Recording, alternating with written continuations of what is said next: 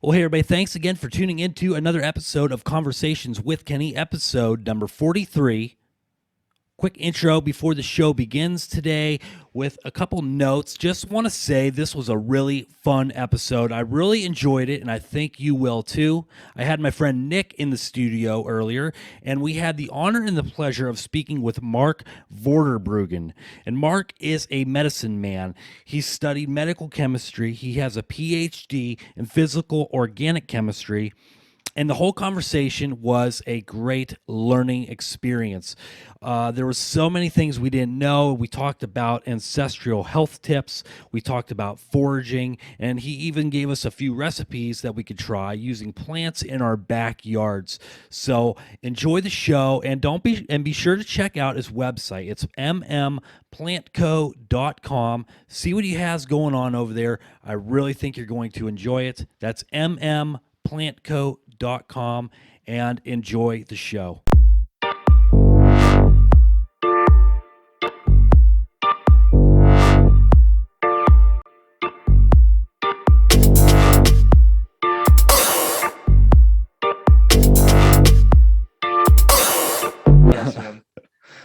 Mark, so you are a medicine man, is that correct? Correct.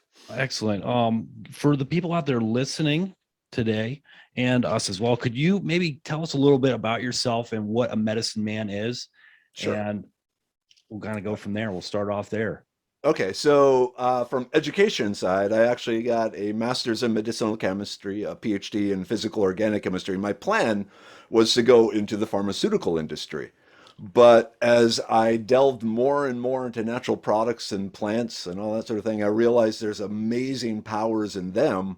Why bother with the pharmaceutical stuff, especially when you think about it? For 83,000 generations, the plants and mushrooms were the human medicine. And if you think about survival of the fittest, those that, evolution, those that responded best to these plants and mushrooms were most likely the ones passing their genes on. So there's really a co-evolutionary blend between us and these medicinal plants and mushrooms. And so my goal then was just to reattach people to the medicines of our ancestors, the medicines that our bodies are designed for. And through that, I became the medicine man. That's freaking awesome, man. So, like, where does it all start for you? Does it go back to? Were you a kid out in the Oh, woods, yes. wandering around? Yeah, so both my parents were children of the Great Depression, and one of the ways they got through that terrible time was their knowledge of wild edible plants and the medicinal properties of plants.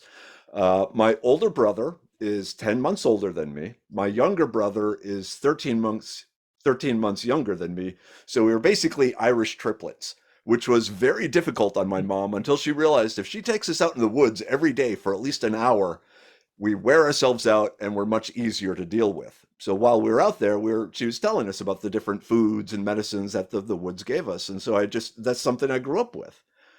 I was actually surprised when I started up all this that people didn't know this sort of thing. I just assumed everyone had a similar childhood where they were, being taught the foods and medicines of the wild, and quickly discovered no. And then I said, wait a minute, there's an opportunity here. And ta-da. Absolutely. Why do you think that is? Why do you think that people and have gotten away from natural ancestral medicine? What point in history did we go from living off the land, trusting the land to like a modern medicine? I can answer that very precisely. 1869. In 1869, a synthetic molecule called chloral hydrate was first used medicinally. It was a sedative, an anesthetic. And so scientists, they came up, hey, we got a molecule here that affects humans and it does stuff to the humans that we haven't been able to do with these plants and mushrooms. This was at the beginning of the age of enlightenment, the age, where everyone was going, wow, science, yay. And so with nature, with plants, they're very powerful, but there's some work involved into it. Whereas with these chemical synthesis, it's fairly straightforward. You can automate it. We got the big chemical plants that are cranking out these chemicals, put them in the capsules. Humans don't even have to touch it. And so really what it became is the synthetic medicine is the mass-produced medicine for the masses, trying to supply when you got, well, now, 6 or 7 billion people on the planet. They're trying to take care of them all using the plants and mushrooms would be very difficult. Whereas having a couple of plants around, the chemical plants, factories making these medicines is just more cost effective. That makes sense. I suppose, I think that's a good point where the natural medicines work well, but there's also there's some spiritual discipline involved. Hmm. So Yeah. where My house looks like a witch's workshop because I got all these plants hanging all over the place drying because that's one of the steps you got to do. So, do you have recommend any kits for like anyone doing foraging for like when after you brought a bunch of stuff home and the processing? Do you have any? the main things are string, a very loving and forgiving spouse, and a blender or food processor. Oh, and lots and lots of glass jars, if possible, the amber, the dark ones, because the sunlight and even the light from fluorescent lights and all the LED lights we have now, they have frequencies that are damaging to plant materials. So you want to either keep all your stuff in a cupboard away from light until you actually need it, or in some sort of amber jar to protect it. Oh, interesting. I didn't know that. Yeah. So for somebody out there that is interested possibly in getting into foraging, how do they know what to look for? How do what's safe, what's not safe? With losing the ancestral knowledge, I guess, kind of over time, how do you kind of get back in touch with that? Okay, that's a great question. Now, first, let me say there are all sorts of books out there on foraging. In fact, not a promo. I don't get any royalties or anything if you buy Idiot's Guide Foraging, but No, absolutely, man. I'm all for you promoting whatever you want. But yeah, so 100%. in Idiot's Guide I have multiple pictures.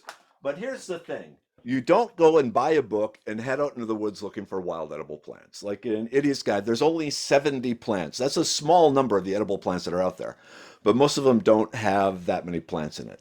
What you need to do if you want to learn foraging, especially nowadays, it's very, very, very easy. You go out, you stand on your front porch or your back porch and look and see what plants are around you and identify them first, starting with the trees. Trees are very easy to identify, especially nowadays, because there are a number of apps that allow you just to take a picture of the leaf and it tells you what that tree is. Oh yeah. Those apps work really good for trees. For other plants, they're a little iffy yet, but you identify the trees. Then you go to Google, or I'm a DuckDuckGo fan myself, type in elm tree edible medicinal and see what comes up. Usually you'll get my website, The Foraging Texas. There's also some edible and medicinal uses for 225 plants found all across North America. But identify the plants around you. Start on your doorstep, identify the trees, identify the landscaping plants, then start working on the weeds with the landscaping plants. Take pictures of them, go to your local nursery and say, what is this? And they go, oh, that's an Elaeagnus. You go home, Elaeagnus, edible medicinal. Oh, wow, there's great food here. Right. So identify the plants around you rather than go out seeking the plants in some book. And once you do that, one of the things that gives you is it gives you all sorts of dopamine hits. So every time you've properly identified a plant and see its edible uses, your brain goes, whoa, this is awesome, dopamine. And so you get that dopamine reward you need to keep going, especially when you're down at the weed level, because at the weed level, it becomes a little more difficult. Surprisingly enough, Monsanto, the maker of Roundup, used to have a really good app for identifying weeds, because then they tell you which poisons to use to kill it.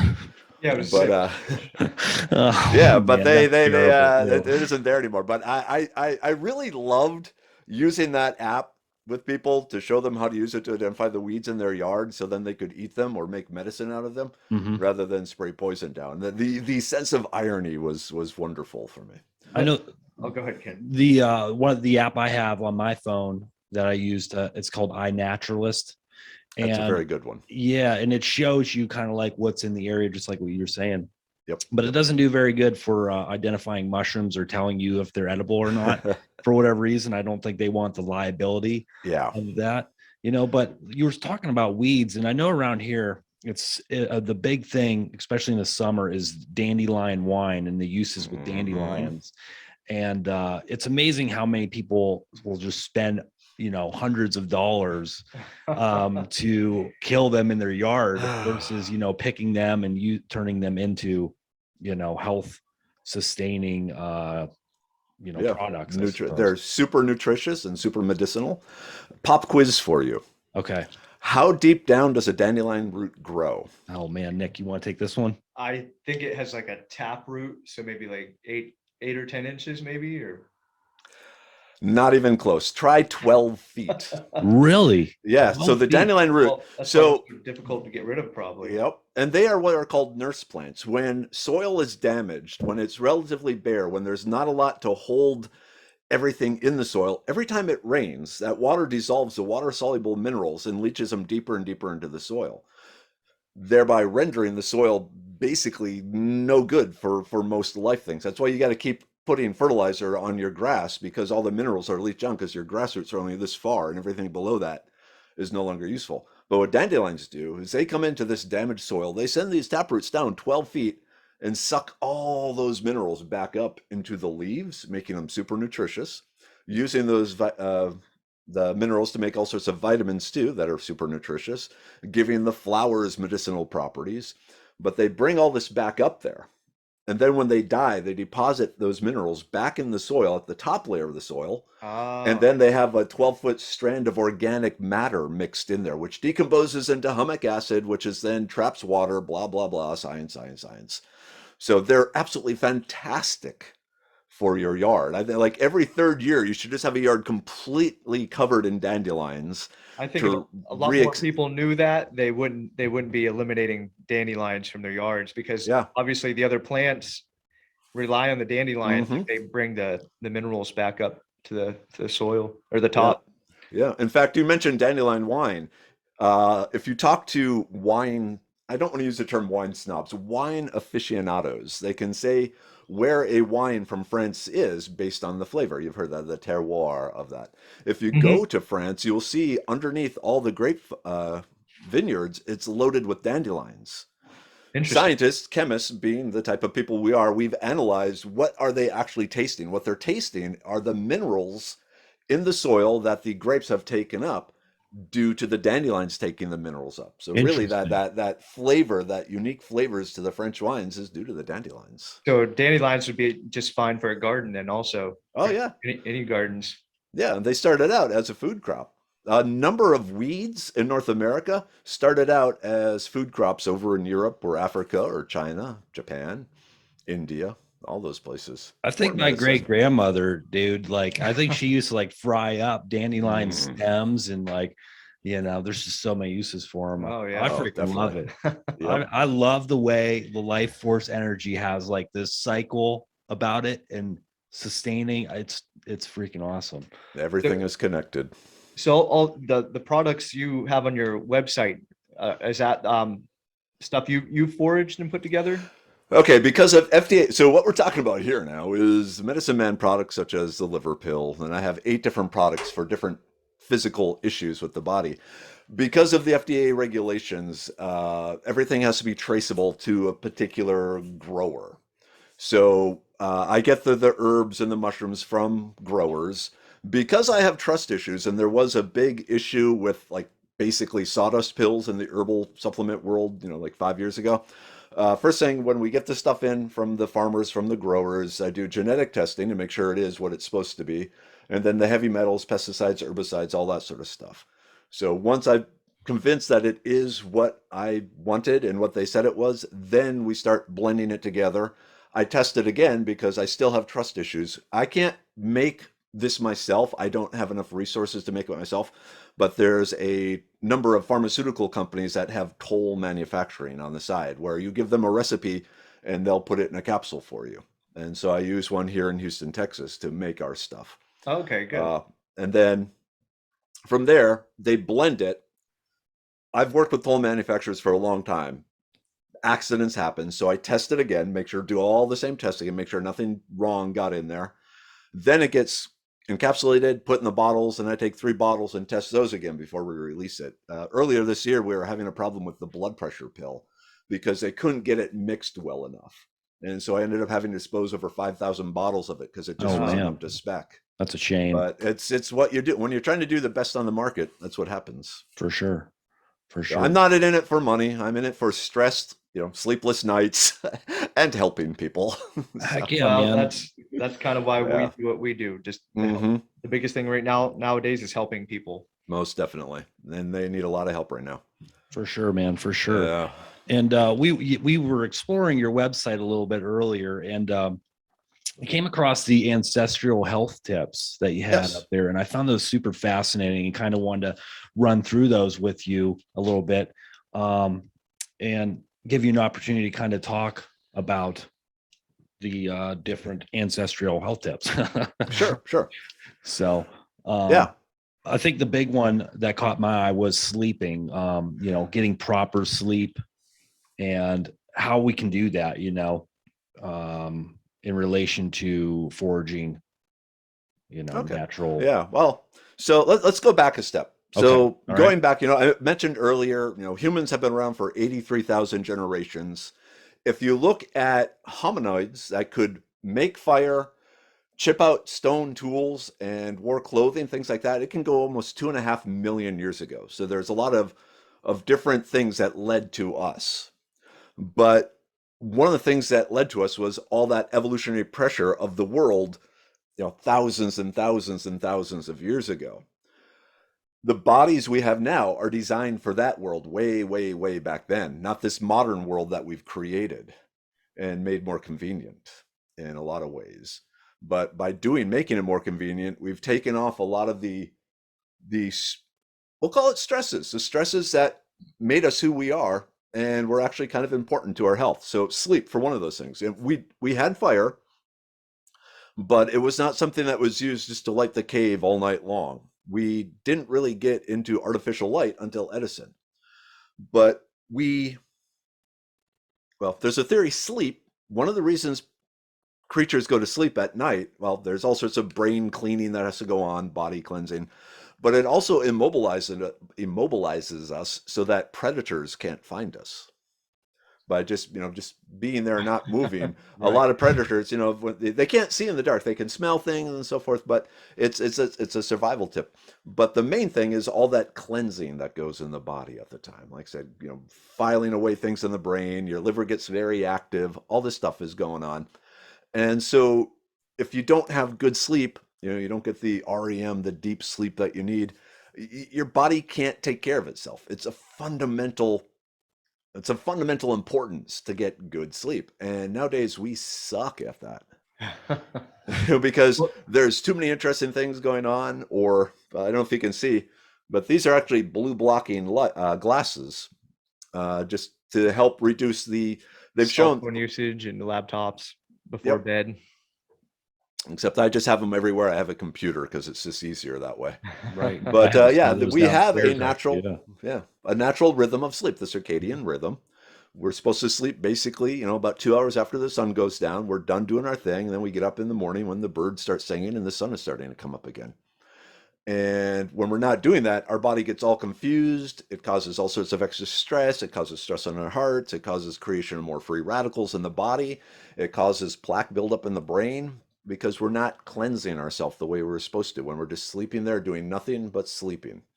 And the internal work, if you will, the preventative maintenance. Mm-hmm. And so, yeah, the blue blocking glasses, they help block that ultraviolet, or sorry, the blue frequency wavelengths that have been shown to screw up our circadian rhythm. I mean, that's just one thing. But then just getting out and moving around. I'm a big proponent of walking around outside. If you've read through the ancestral stuff, walking around outside is one of my biggest things. There's all sorts of health benefits from that. But going back to the sleep, one of the things you can do to help you get to bed at the same time every night is get up at the same time every night. It's a little easier for humans to set an alarm clock to get us up in the morning than to set an alarm that says, okay, go to bed now, because we ignore the go to bed now. But the alarm clock in the morning, yeah, most people hit snooze once or twice, or I don't. Right. It drives my wife nuts. It's like, oh, morning. I grew up on a dairy farm, by the way, too. So it's like mornings is my thing. Right. You're up But 3 hours before the sun is, Oh yeah, for Yep. sure. But when you're up early, you go to bed early too. And like Absolutely, they said, man. early to bed, early to rise makes a man healthy, wealthy, and wise. Very ticks the true. lice off, but There's definitely a lot of different things you could do to get a good night's rest too, like turning off your Wi-Fi router, wearing Yep, like yep. glasses, Oh, like you said. and don't have any of the electronic charging things going on in your bedroom, because each one of them has a little red light or a little blue light or a little green light. Mhm. You want absolute darkness in there. Even the sleeping masks work really well, and the little earplugs if you can handle them. You want to have no distractions, no lights, and on a regular schedule. Even on the weekends and holidays and so forth, still get up and go to bed at the same time. And in this culture, it's very hard, because I know a lot of people say their friends, they'll go, "Hey, come on, it's only 10:30, let's go out." And it's like, Yeah, right, dude. Like come 8 o'clock, I'm like ready for bed, dude, at eight yeah, o'clock. And I have no problem personally sleeping. I mean, when I'm out, I am freaking out. yeah, I'll occasionally drink like those herbal teas, the sleepy yep, time teas. I'm not yep, really yep. sure what they put in those, but Oh, chamomile, yeah, they they make a difference, they do. Yep. for sure. One of the ones that really caught my eye on the ancestral health tip is throwing things at stuff. What's going on with that, man? Is Okay. that Oh, I love this one. So, if you look at the human physiological structure, we are really the only creatures on Earth that are designed to accurately throw things with a great deal of force. Like monkeys can throw their poo, things like that. But we can throw things accurately and strong enough to kill an animal. And so our brain evolved for the targeting, the calculating the parabolic arc. There's a lot of, if you play darts or something like that, there's a lot of stuff going on in your brain that you don't even realize controlling your body. But they've shown there's a great book called The Throwing Madonna. And I read that before my kids were born. And that led me to pretty much every day when they were little kids, the game of throwing stuff at things. And I'd set up some 2-liter bottles, empty bottles at the end of the hallway, give them some bean bags, and every time they managed to hit a bottle over, they'd get like a Tootsie Roll or a piece of candy or a nickel as they got older, and got them really good at throwing things at stuff, because it's been shown to really strengthen the brain. Like I said, your brain is doing all these sort of calculations. Normally when people think about brain exercises, they think of Sudoku or whatever the number game is, right? Yeah, or music or language or things like that. But there's a lot of evidence that shows throwing things at stuff does that same sort of mental workout. And in some ways, it's even better because you're getting your whole body involved. So it's like calibrating your system. You're getting everything working together. Like with Sudoku, you're just filling in numbers in a box. Yeah, it stretches your Also, brain, but now also start gets you throwing back to things at stuff. that hunter survival instinct of the having to Hmm. defend yourself, and Yep. I could see that. And then you have them switch hands. Okay, if you hit it with your, one kid is left-handed, one is right-handed. You have them throw with the other hand, and then suddenly they're getting all sorts of more brain workouts and so forth. Heck yeah. I truly believe that one of the things that led to the success of my kids was working with them throwing things at stuff when they were young. My wife says, nah, it's genetics and stuff like that. It's like, nah, it's me teaching them to throw things really hard, really accurately. So were you in the backyard, like teaching them how to like throw daggers and axes and stuff like Uh, that? That's too funny. I know around here, the big thing that's really taken off is it's an axe throw. There's a Yep. couple of places around here. I think there's Yeah. one down at the mall. Yeah. It's like an Yeah. axe throwing area. Well, people are There getting was. back more into that Mhm. survival instinct, and it's even though it's kind of trendy, it's kind of a good thing to reawaken Yeah. that. Yeah. And bringing back the caveman actions. Because that's what we evolved doing. That's how we got our food, was throwing things at stuff. Mhm. It's great exercise for the mind and body. So do you think more people are returning to, ancestral practices at like a higher rate? And if so, like why do you think that is? Do you think people are just sick and tired of, I'll let you kind of. Okay. So I have my own yes, they are in droves are heading back. And not just to herbal medicines, but all the outdoor sports and hiking and camping and bushcraft and all this sort of thing. I have a theory. It's going to take a little while to explain this. That's all So right. That's we'll all go right, with man. this. We got time. All right. There's been a really fascinating occurrence that happens when people are lost at sea. So you have people in a lifeboat, coast, floating, their ship has sunk. They've been in the lifeboat for weeks. They have a fishing kit. So they're catching fish. They're pulling the fish up and they're eating the meat of the fish. And after about 6 weeks, a switch gets flipped in their brain. And suddenly now, when they're eating that fish, where they had just been eating the meat, kind of like sushi, they're suddenly looking at the eyeballs and looking at the guts, the liver, and the skin and going, wow, that looks super delicious. I want to eat that too. Where before they were disgusted by the thought of eating the eyeballs and all that. So the bodies, the eyeballs and the liver and all that, the skin of the fish is loaded with nutritional value. And there's something in the brain that recognizes there's something in this food, in this fish, that I need if I want to keep surviving. And so what was disgusting at first suddenly clicks over and says, you want to eat that. And they eat it, and it's absolutely delicious, and they're loving it.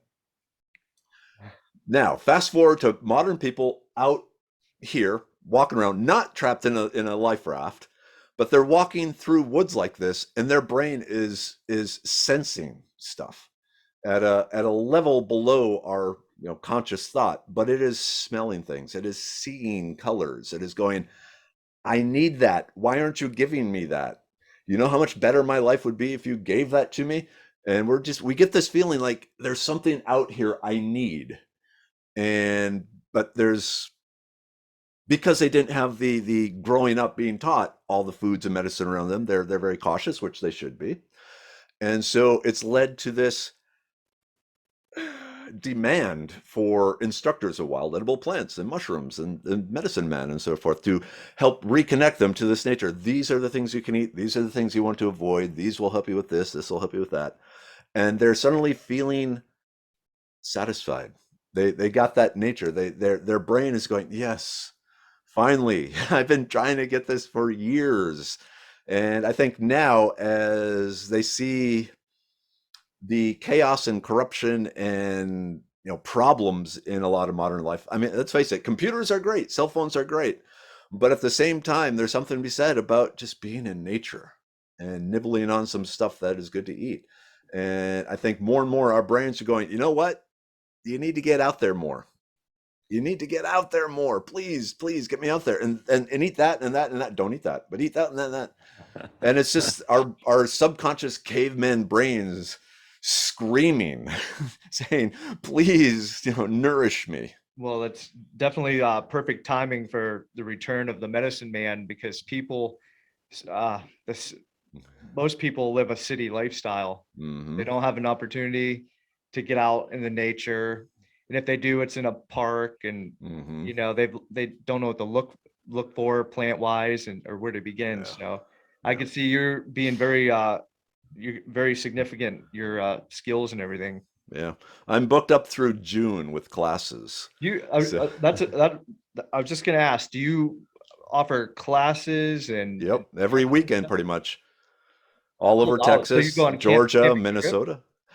So most of the classes are 4-hour walkabouts. I find most people after about 4 hours, their brain is full and their feet are tired and they're just, okay, stop, please, we're done.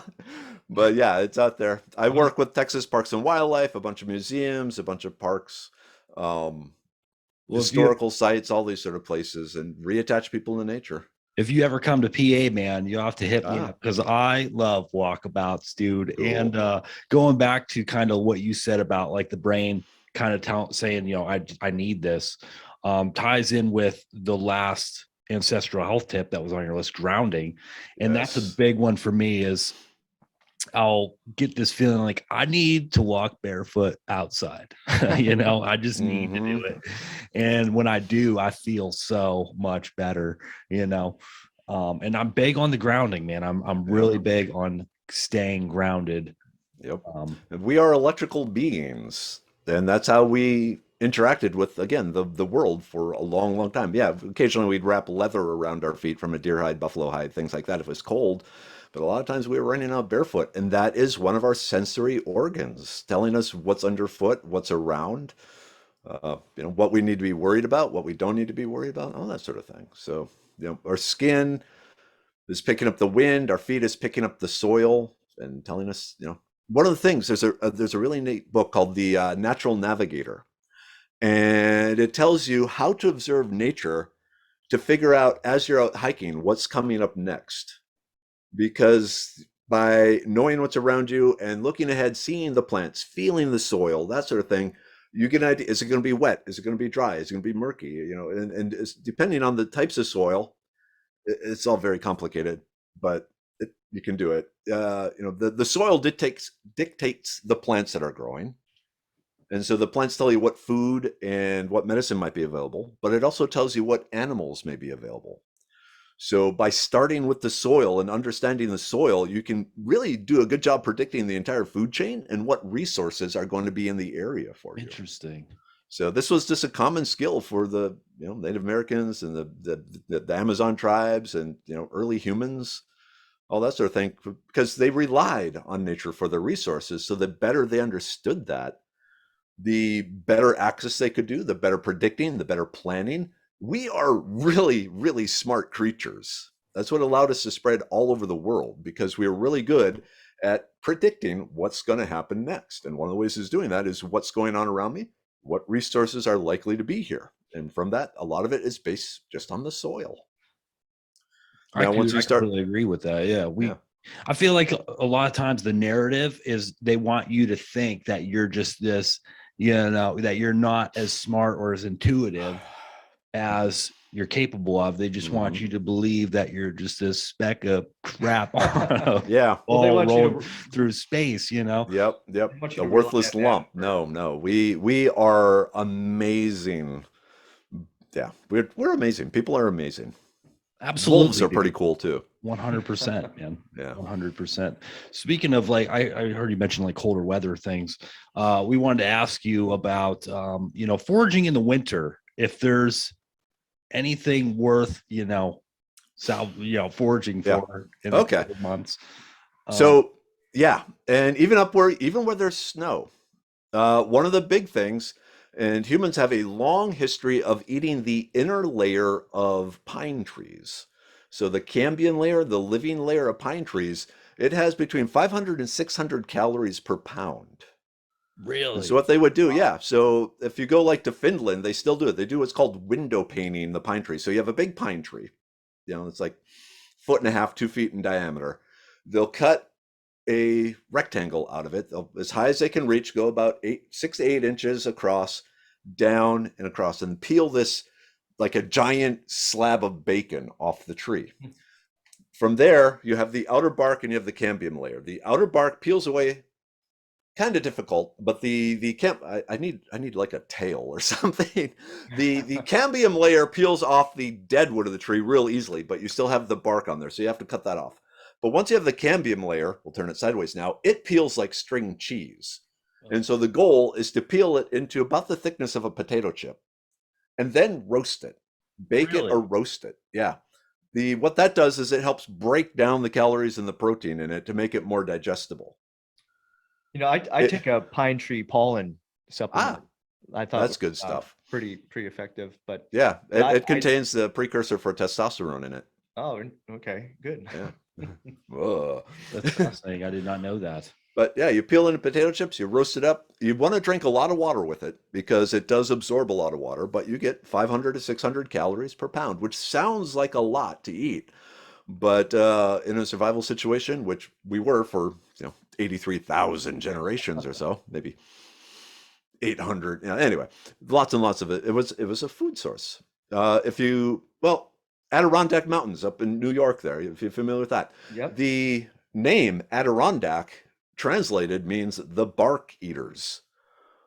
That's what that was one of their staple foods, was the white pines up there, especially during the winter. Wow, I didn't know that. I didn't. Yeah. And so you think you learned that from a local school or high school or something? No, that was the Native American tribe in that area.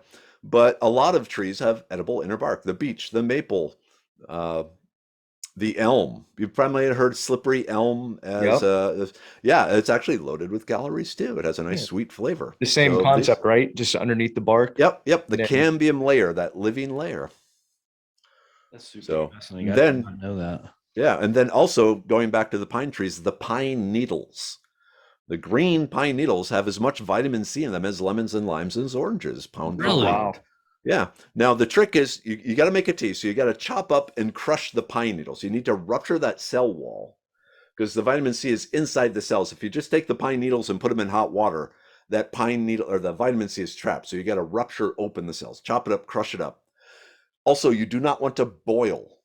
No boiling, because vitamin C, it starts to break down above temperatures of 184 degrees Fahrenheit. Above that temperature, you lose about 10% of the vitamin C per minute. Now at boiling, you're losing 20% per minute. So if you boil it, you quickly reduce or lose the vitamin C. So you want to bring the water to boiling, take it off, let it cool 3 to 5 minutes. That'll drop it down, especially in the winter, down, like 170. You drop your pine needles in there. You let them soak 15 to 30 minutes, strain them out and drink it, and you got the vitamin C. You need about 250 grams of pine needles to get you a day's worth of vitamins. Wow, that's very helpful because I know so many people who around here that make pine needle tea and they do the opposite of what you just suggested. They boil it, they don't properly break the cell wall, and so it can be hard when information, is misconstrued too. Mm-hmm. Do you add any sugar with that, or is that like No, it actually has a really nice flavor when you do it. Interesting. Sometimes I'll throw other roots and things in there that I might find, but I just like it straight. And I don't want to burn you with too many plant questions, but Hey, the that's what I'm here cattail, for. I find cattails fascinating. Yes. I haven't tried it, but the cattail is the equivalent of like a potato. I shouldn't say that, but it has starch in it. Yeah. So cattails, they are connected under the muck by what's called a rhizome. So you'll have a stand of cattails over here and a stand of cattails over here, and they'll have this thick root that connects them and it shoots out the runners.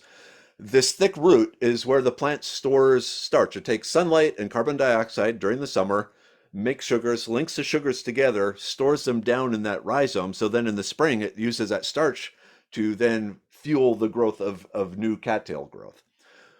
But what you can do is you can take that rhizome, and I love this.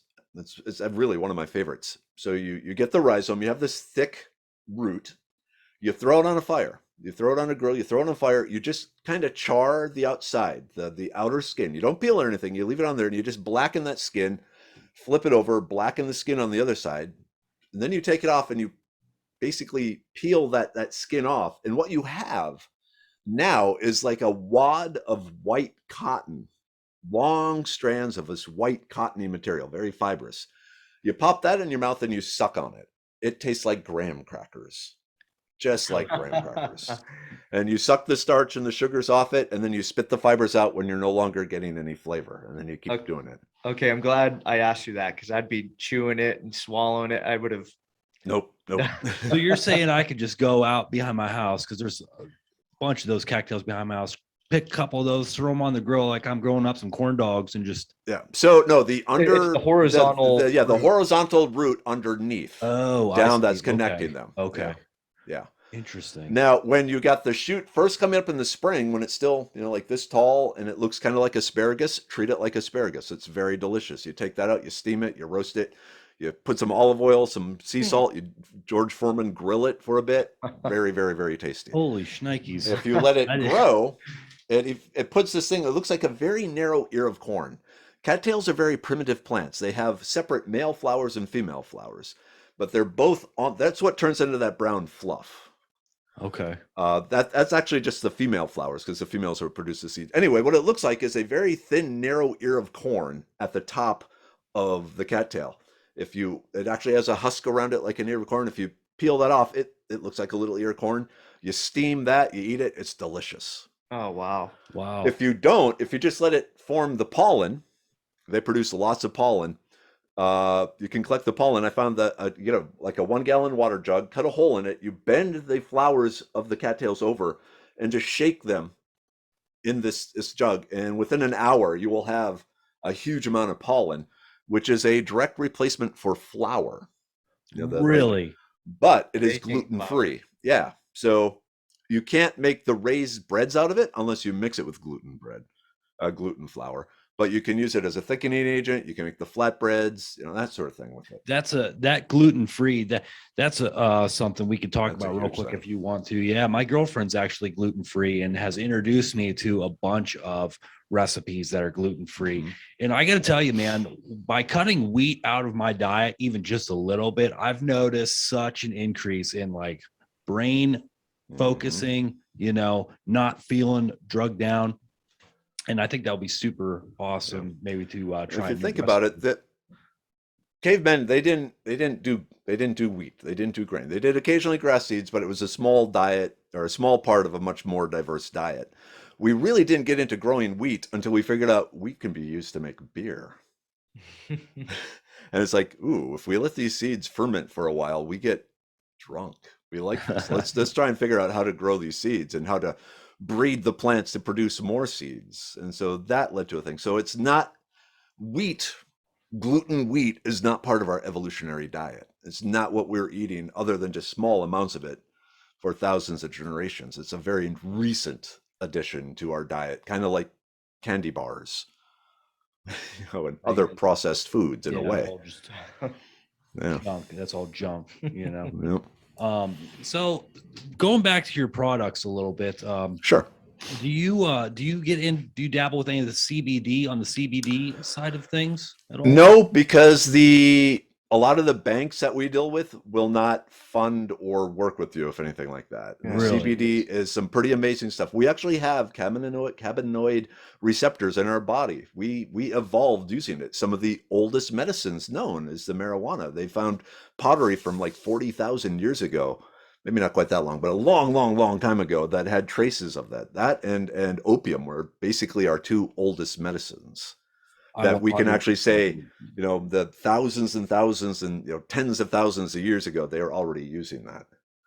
I think So, it's interesting how for a long time it was shunned and looked down upon as far as like a medicinal yeah. purposes go. And Well, it's very effective, so I think it's we all know why. Yeah. But it also is addictive, and especially they've shown in use. If your brain isn't fully fully formed, Mhm. it can kind of lock it at that immature stage. Right. So, Um, like everything, another people fun use fact it, today. improperly. Right, for sure, for sure. But yeah, going to your products, I wanted to kind of give you an opportunity to Oh, talk about those more in detail a little bit. cool. Um, Thank you. yeah, absolutely, and also just kind of wherever you want to take it from there, I guess. Okay. Um, Well, let me just talk a few that might be useful in the coming holiday season. Well, I okay. guess we're already through Christmas, but especially the liver pill. And what this is, it's a mixture of three things. Just to go sideways for a second, in all my formulations, I completely reject modern synthetic preservatives or processing aids. Everything is like what you would have gotten 40,000 years ago.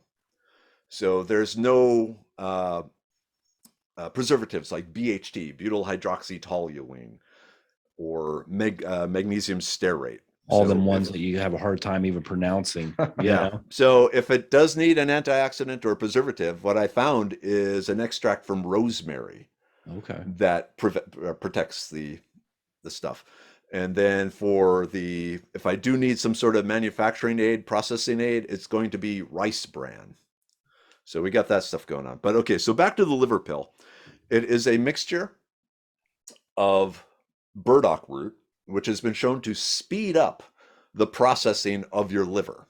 So it produces more liver enzymes and just generally speeds up the detoxifying powers of the liver. It also has milk thistle seed extract, like a milk thistle seed tea that has been freeze dried. If you eat a bad mushroom, like the death cap or the destroying angel mushroom, it goes down and it attacks your liver and it starts destroying your liver cells. The one medicine that modern science has for that is actually the extract from the milk thistle seed, because what the extract does is it helps protect and maintain the integrity of the liver cells while they're under attack. And they basically try and hold your liver together until it can process and get rid of the poisons. If it doesn't, then you need a liver transplant. But before they do the liver transplant, they're going to try and use the milk thistle extract to hold that liver together. So both of those are in there. Now, But is that then, something that you take on like a daily basis? yeah, so I take, 4 a day. I'm a big guy, but 4 a day. But there's a special other ingredient in there because you can buy burdock root capsules, you can buy milk thistle capsules out there, but it also contains flaxseed. Okay, I've And seen I that mean, before. flaxseed is very important. It has all sorts of good uses, but the reason I have the flaxseed in there is to increase the bioavailability of the milk thistle seed extract. So with that, it works a whole lot better if you have some phospholipids in there, the sort of fats that are in the flaxseed. You might have certain foods like vitamin D2, the vitamin D fortified milk. You put it in milk because the D vitamins need fat with them to be absorbed. Otherwise, they don't do anything. So it's the same with the liver pill. That flaxseed in there is the special secret ingredient that makes everything else work that much better. My personal favorite. Oh, I was just gonna say, I think that's what I'll be making a purchase of today is that the liver pills. I think that's an important one very for much so. body detox. So Yeah. And so we have the Medicine Man Plant Co. website, and then also on Amazon. They're available on Amazon. If you want to see the reviews, go to the Amazon reviews. There's hundreds and hundreds of really good reviews on the products. My personal favorite is the brain pill because I live and die by my brain. And even before I started Medicine Man, I was already doing these sort of things to help maintain my brain. But this has the lion's mane mushroom, which has been shown the lion's mane mushroom actually increases the number of neural connections between your cells. So it wires more of your brain cells together. So that makes recall quicker, memorizing things faster, problem solving quicker, creativity better, all these sort of things. It's really, you're like making all these extra connections in your brain. Good thing. so is that I heard that lion's mane and probably your product there, that'd be good to take just before you start to use like work on a project or something, or is that good Yep. first thing in the morning before Yeah, bed? first thing in the morning. So along with the lion's mane, and let me just say for a second here, you don't want to take this before going to bed, because one thing we've heard a number of people have reported very vivid dreams if they take it before going to bed. And then Interesting. I'm gonna it's be taking if you that. have good dreams normally, great, that's fine. But if you're prone to nightmares or something like that, you probably don't want to take it at night. That's fair. Now, But along, oh, sorry, I didn't mean to interrupt you. oh, But you talked about dreams, and that made me think of mugwort, which is yes, supposed to be a dream enhancer, I suppose. yep, and lucid dreaming. And lucid dreaming. Yeah, I've personally like burned it like a sage, like what you burn like white sage, Yep. and you get the effects the same. So is it similar? Is mugwort part of that No, combination? Or is no, it not in this one. The other two things in here, there is sage, just a culinary sage. Mm-hmm. Sage is actually a focusing agent. It allows you to stay focused on the task. It is a mental stimulant that isn't caffeine type. It keeps you awake and focused and working hard. If you think, sage, one of the other meanings of sage is this wise person, book learned person. They started being called sage because they would drink a lot of sage tea while they were working on this stuff because it helped them stay awake and focused and on task. The third thing in there is ginkgo leaf, an ancient Chinese tree. And what's cool about the ginkgo leaf is that it has been shown to increase the blood flow to the brain, bringing the oxygen and the glucose the brain needs to do all this thinking. I should mention that all this stuff, because I mentioned at the beginning, Master's in Medicinal Chemistry, PhD in Physical Organic Chemistry, I need to see the science about these herbs. So everything is scientifically proven. If you go to the website, there's links to all the papers, scientific papers that I used during the formulation of these. The dosage designed for the average adult of 165 pounds. If you're 50 pounds less, take one less capsule. If you're 50 pounds more, take an extra one. But yeah, it's all based on the science of the compounds in these plants. that sounds like the one I'm going to be So, purchasing because I'll tell you what, man, I I have love such a this. hard time focusing sometimes, Yeah. and I know a lot of it has to do with the nutritions and my diet, Mhm. But having restoring my brain power is can be super beneficial, I think. One special tip about this is before you take it, you want to do a deep, deep, deep smell of it. It smells really good. But one of the things that does the most direct connection between your senses and your brain is your nose. It is the most direct thing. And now in modern life, our main goal with scents is not to smell anything. We're spending more time trying not to smell things, or occasionally maybe smell something good. We've lost using it as a sensory apparatus. If you go work with the Amazon people down there, they rely on their nose as much as their hearing and their eyes and everything else. They're constantly smelling the air and everything like that as a way of figuring out what may be around, what resources are around. But by smelling the brain pill, it's almost like a Pavlovian, priming your brain to get ready because something good is coming your way. Right. And so I just found the effect is that much stronger. You like reactivate your nose senses. I think my nose senses have been turned off. I live with a dog and 3 cats, man, and the dog got sprayed by a skunk in the spring. And after that fiasco, running through the house, I think my nose power has diminished. Same with me. I have allergies, but certain times of the year I can actually breathe. And when I do, I go outside, you smell the fresh air. You feel it immediately after that extra oxygen getting in your system. Oh man, very effective. So along with that, we also have things like the Libido Pill coming up. Now, this is not like Viagra. It's not a quick fix. It is what I call a slow burn. It has maca root, which really ups the brain's response to affectionate physical attention. Oh boy. Oh boy. Heck yeah. My wife hates this one. She's tired of me taking this every day. It has burdock root. One of the side effects of the burdock, we already talked about the burdock root in the liver pill, but the liver is responsible for getting rid of the lactic acid that your muscles generate when it's doing something strenuous. And so by removing that lactic acid more quickly, it allows you, or gives you greater endurance and the ability to keep going stronger for longer. Not a bad thing. I like that. I changed my mind. That will be my big purchase for today. And it's amazing how many people take this before working out. And then it also has goldenrod in it. So the Libido Pill, originally when I formulated it, I mainly formulated it for guys because I'm a guy. So the maca root and the burdock is great for men. It also has goldenrod in it. Goldenrod. What part of the goldenrod? So it has the flowers. And you're not allergic to goldenrod. Goldenrod is not a wind-pollinated plant. It has sticky pollen. It's the ragweed that shows up at the same time as goldenrod, but ragweed has. I was going to ask you about that because I thought there was like an allergen thing with goldenrod. Nope. It's just people don't know nature. They're blaming goldenrod, which is very showy, for the pollen produced by ragweed, which is not showy at all. Okay. Anyway, the goldenrod, it rebuilds tissues designed to hold fluid. Like normally in a lot of things, I would say like varicose veins. Varicose veins is where your capillaries are starting to break down. More blood is leaking out than it's supposed to. It's not coming in, and so you get buildup of blood around the veins. And so goldenrod has a long history of being used for that. But it works with any tissue designed to hold fluid under pressure, and allows it to reach higher pressures again. So goldenrod. I tell you what, I know there's a lot of plants out there in nature, and so far he knows how to eat and process all of the ones we've listed. So you must do a lot of studying. Oh Lord, I've been doing this all my life. That's awesome, man. I'm 53 years old. Both my parents are in their late 80s. Their dad's still out every day hunting, fishing. Like I said, up in Minnesota, he's out there ice fishing today. I know he is because there's more than 4 inches of ice on the lake by his house. So, oh wow, lucky. So they just grew up and they were the role models, being out in nature, being healthy. Mom has fought back 2 different types of cancer and is still kicking. So I'm sure you were a big help with that.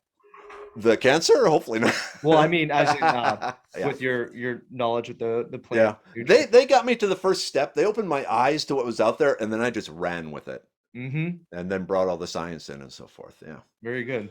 But yeah, we also have the blood pressure pill, the uric acid pill, the stonebreaker pill, the serenity pill. That one has been very popular, especially in conjunction with the brain pill. So it's for helping build feelings of confidence and I got this sort of thing. Right. I can't use the A word because then the FDA will crack down on me. Right. But it gives you a feeling of I got this, I can do this sort of thing. It's really cool. The stonebreaker, that's for the kidney stones. Kidney and gallstones, yeah.